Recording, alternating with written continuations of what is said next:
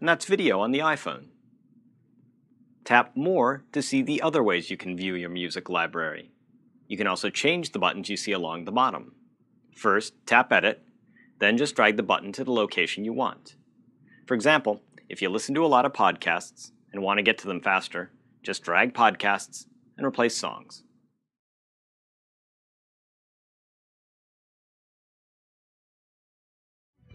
The stereo headset that comes with the iPhone features a microphone with an integrated button that allows you to answer and end calls easily.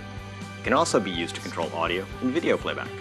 While using the iPod features, for example, a single click pauses or resumes playback, and a double click advances one track in a playlist. If a call comes in while you're listening to music, the volume will fade out and the iPhone will pause the music.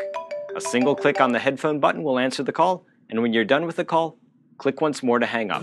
The music will fade back in right where you left off.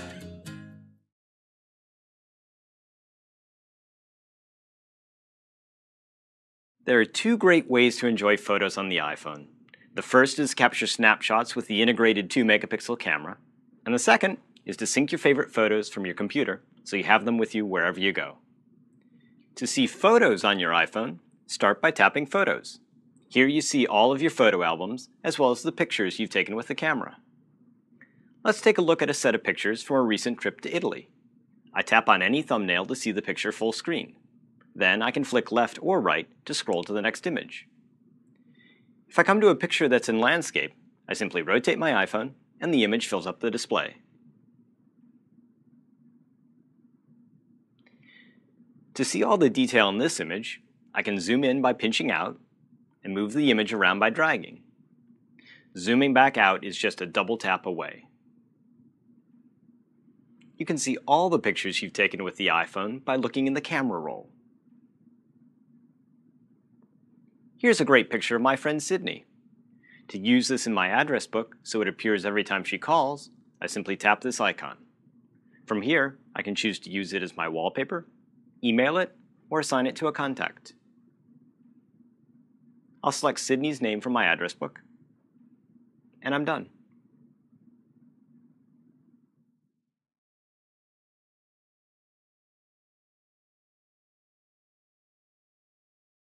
The iPhone, for the first time in history, delivers the internet in your pocket with the best email, web browsing, search, and maps applications ever on a mobile phone.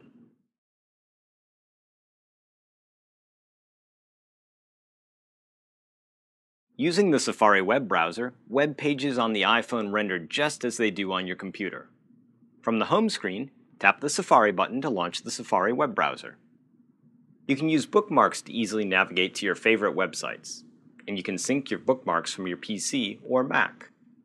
To surf to a website using your bookmarks, tap on the bookmark button, then tap on the name of the website.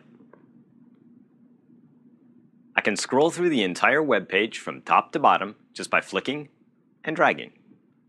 To zoom in, simply double tap. Safari enlarges the section you've chosen and fits it to the screen. To pan around, just drag, and to zoom back out, just double tap again. Google is preset as the default search on iPhone, but you can easily set Yahoo search as well. To begin a web search, tap in the URL field. Then, tap in the search field. Type a word or phrase, then tap Google.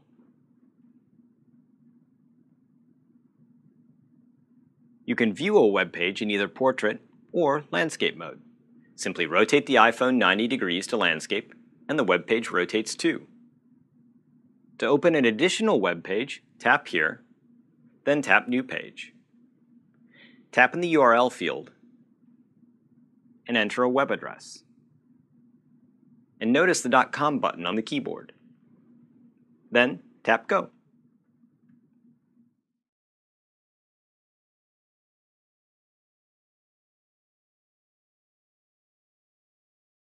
Email on the iPhone looks great. It supports the most popular email systems, including Yahoo Mail, Google's Gmail, AOL, and .Mac Mail, or most any industry standard IMAP or POP mail system. The iPhone supports rich HTML email, so images and photos display in line with the text. iPhone also includes built-in readers for viewing many attachments such as PDF, JPEG, Microsoft Word, and Microsoft Excel files. All this and more makes email on the iPhone the best ever on a mobile device. To launch email, tap the Mail button. This is my inbox. A blue dot lets me know which emails have not been read. This email has 2 image attachments which I can see right in line with the email message. Tap Inbox to go back to your inbox. To delete a message, tap Edit. Then tap the red circle to the left of the email. Then tap Delete, and done. You can also delete an email by swiping to the right across any email, and then tap the Delete button. Let's look at another email message. This email has a PDF and a Microsoft Word document attached. To view the attachments, I simply tap on them. I can pinch to zoom in and drag to pan around. I'll tap Message to go back, then tap on the Microsoft Word document.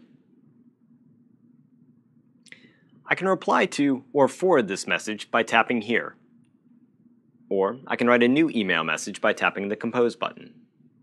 In the To field, you can type an email address or tap the plus button to select someone from your address book. Tap here and use the intelligent keyboard to type your message. The keyboard on iPhone corrects and prevents mistyped words. It's easiest to begin typing with just your index finger. And as you get more proficient, migrate to using 2 thumbs. In about a week, you'll be typing faster on iPhone than any other small keyboard, especially if you trust the intelligence of the keyboard. Many applications on iPhone are integrated with one another.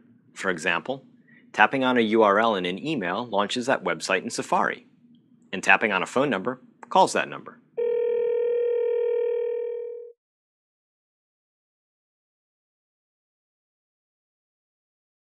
The iPhone displays SMS text messages as an ongoing conversation. And because iPhone maintains a complete history of your dialogue, it's easy to pick up an SMS session exactly where you left off. So, let's tap SMS. Here's a list of all of the SMS sessions currently on my iPhone. A blue dot marks any unread messages. I can view the complete conversation by scrolling through the message history. To reply, tap the text entry field and then type a response using the keyboard. Then, tap Send.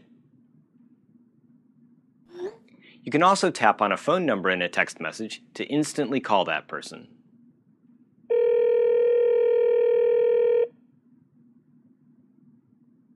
To clean up an SMS conversation, you can tap Clear